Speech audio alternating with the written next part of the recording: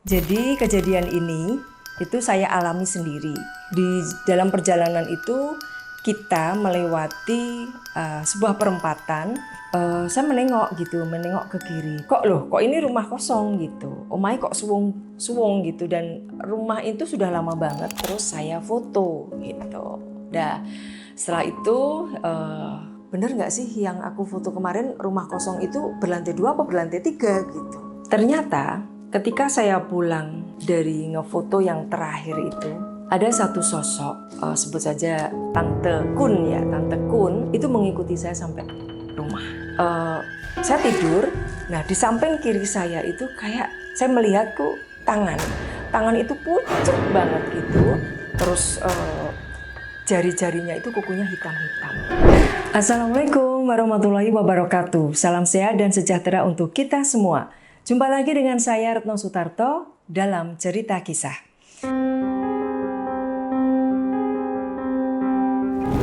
Teman-teman, kali ini cerita kisah berjudul Omah Suwung.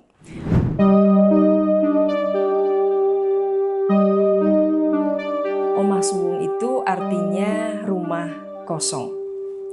Nah, ceritanya begini. Jadi kejadian ini itu saya alami sendiri, yaitu pada awal Januari tahun 2024. Jadi ketika itu saya pulang dari Jakarta menuju ke Jogja, itu malam hari. Jadi sekitar hampir pukul 8 itu saya sudah sampai stasiun Tugu. Nah, kemudian pulang ke rumah, saya menggunakan gokar. Di dalam perjalanan itu kita melewati sebuah perempatan di daerah Gayam, ya, Yogyakarta. Dan daerah Gayam itu memang masih lalu lintasnya rame karena memang masih daerah kota Yogyakarta ya, masih di wilayah kota. Jadi lalu lintasnya cukup padat waktu itu gitu. Nah, kami dari arah utara kemudian menuju ke arah selatan, itu kan ada perempatan lampu merah. Karena lampu merahnya itu sedang merah, jadi kita berhenti gitu, kita stop di situ.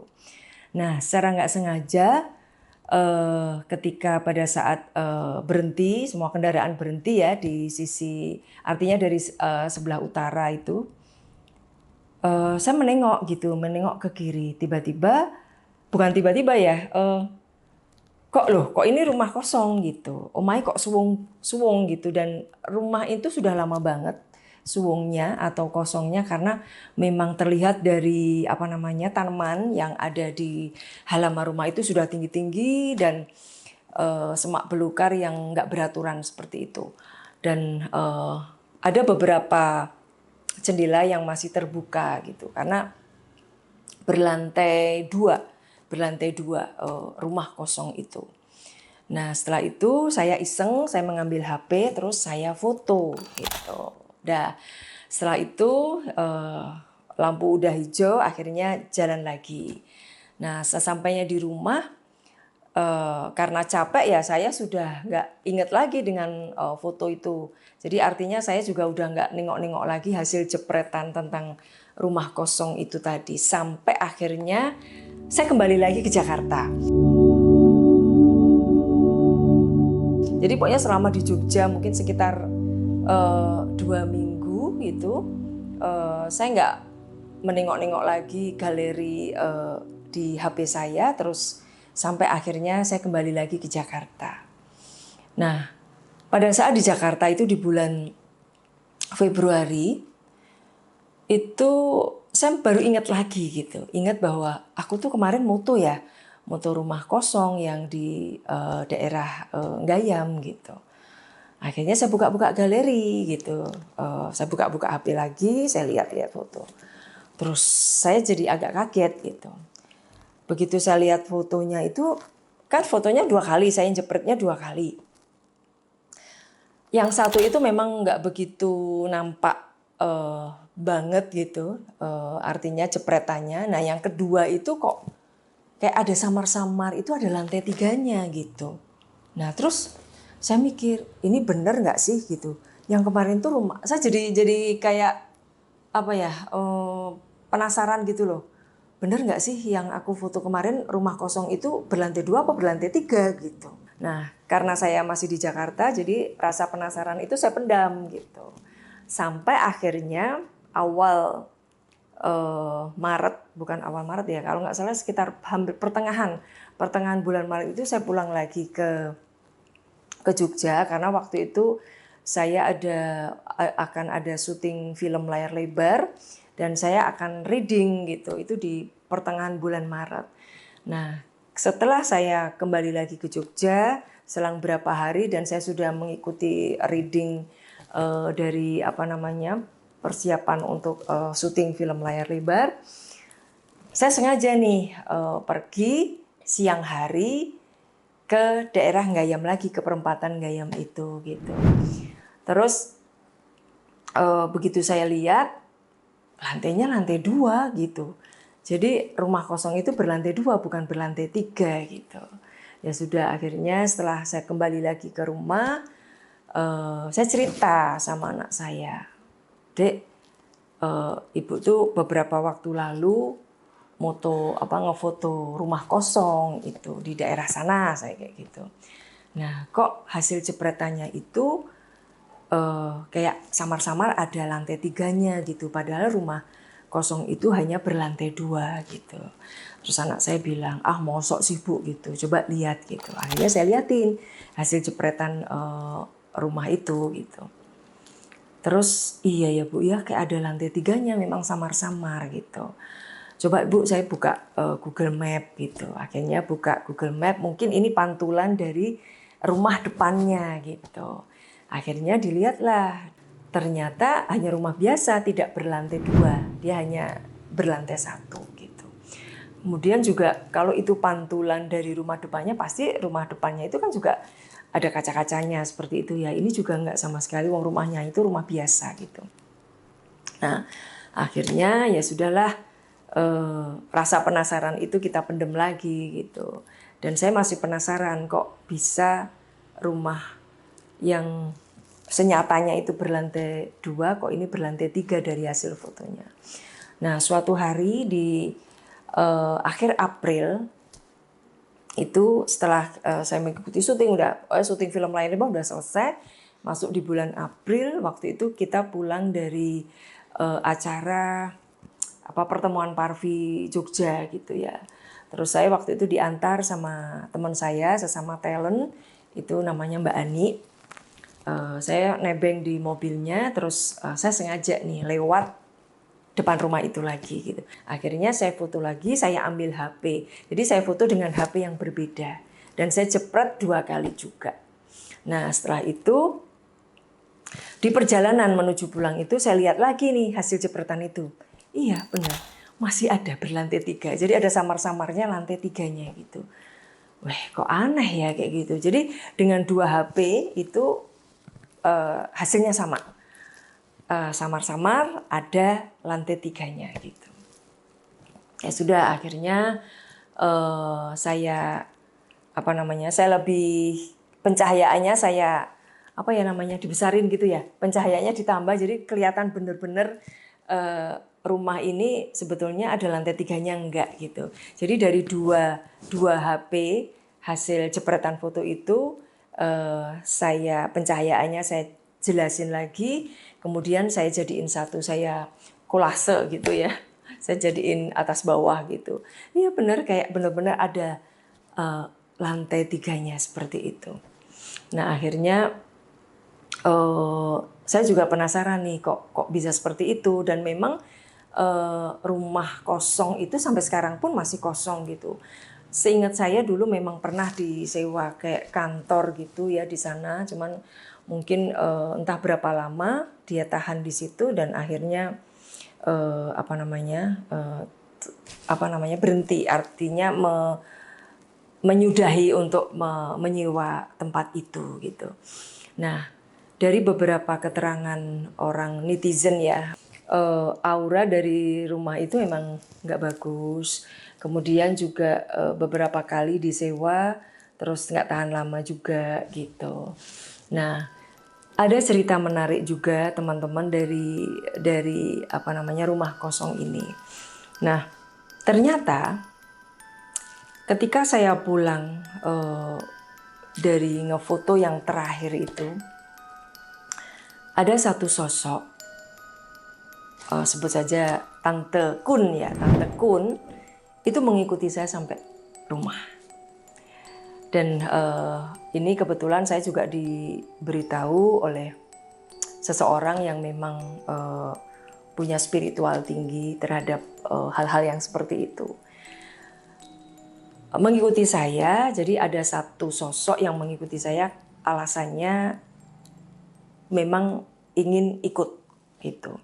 Karena di situ udah terdesak dan di rumah kosong itu juga banyak banget kayak buangan-buangan dari mana-mana, tumplek-plek di situ, dan juga mungkin kecelakaan, mungkin arwah-arwah gentayangan pada di situ semua. Dan selain itu juga ada sosok besar yang memang menguasai di situ, cukup kuat energinya, sehingga mendesak mereka-mereka yang energinya mungkin kecil gitu. Nah, salah satunya mungkin si Tante Kun ini gitu. Akhirnya ikut. Nah, ketika dia kesini itu, awalnya kan saya nggak tahu. Jadi saya 2 hari tidur tuh rep-repan. Rep-repan itu kalau bahasa Indonesianya kayak ketindian gitu ya. Sampai 2 hari berturut-turut. Nah, ketika yang terakhir itu saya ketindian atau rep-repan itu, saya tidur. Nah, di samping kiri saya itu kayak saya melihat kok tangan itu pucet banget gitu. Terus jari-jarinya itu kukunya hitam-hitam. Jadi tangan kanannya dia itu pegang tangan kiri saya. Itu rasanya dingin kayak es, jadi anyep, anyes banget gitu. Nah, di situ saya terkejut, langsung saya teriak. Tapi begitu saya bangun, itu nggak ada siapa-siapa gitu.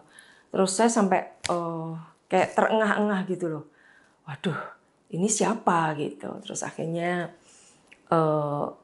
saya diberitahu oleh guru spiritual bahwa dia memang si Tante Kun itu gitu. Namanya Partina gitu. Nah, Mbak Partina ini dulu adalah manusia, tetapi dia mati dibunuh. Jadi mati dibunuhnya juga di situ gitu.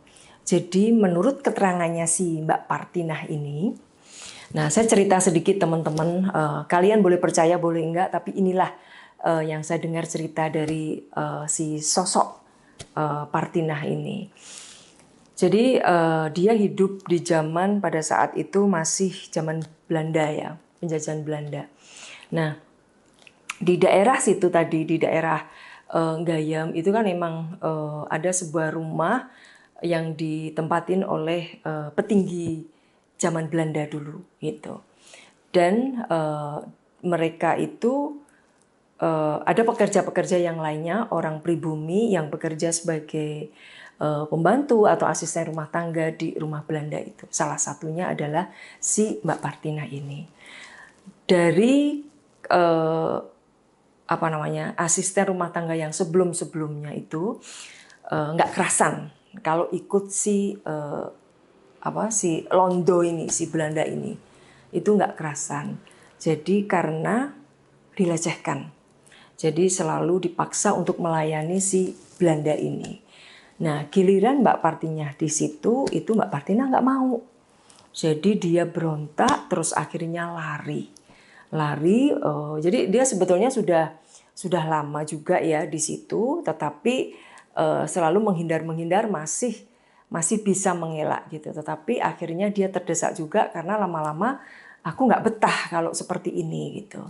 Nah, di akhir-akhirnya, di detik-detik terakhir itu, dia akhirnya melarikan diri dari rumah itu. Tetapi malangnya, dia ketangkep lagi oleh bawahannya dari si Londo ini. Gitu. Akhirnya ketangkep, dibawa pulang dan dia disiksa. disiksa itu dia dicopotin kukunya, kuku jari-jarinya terus dibakar. Kemudian mukanya juga dirusak karena memang sosoknya pada saat saya rep-repan itu juga menakutkan gitu. Nah kemudian akhirnya dia meninggal karena sebelum dibunuh itu dia disiksa dulu terus akhirnya dibunuh dan meninggal dunia.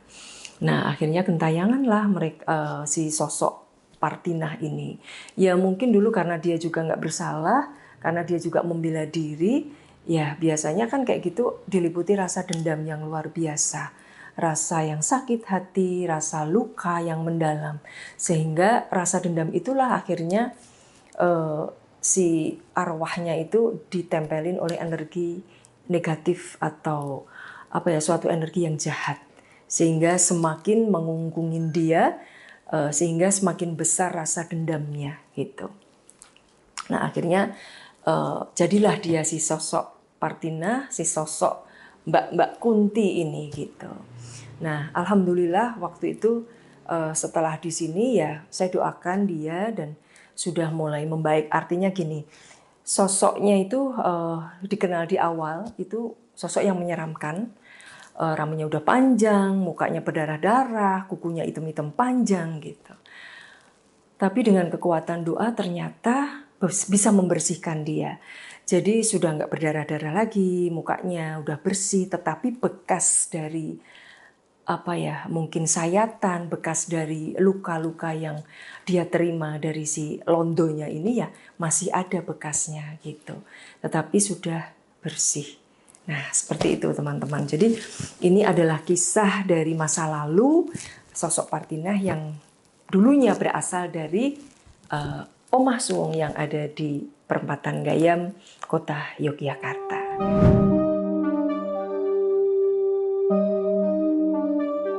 Nah itu teman-teman cerita dari saya, mudah-mudahan ini bisa menghibur, bisa bermanfaat dan ambil nilai positifnya. Terima kasih atas perhatiannya. Wassalamualaikum warahmatullahi wabarakatuh. Rahayu, rahayu, rahayu.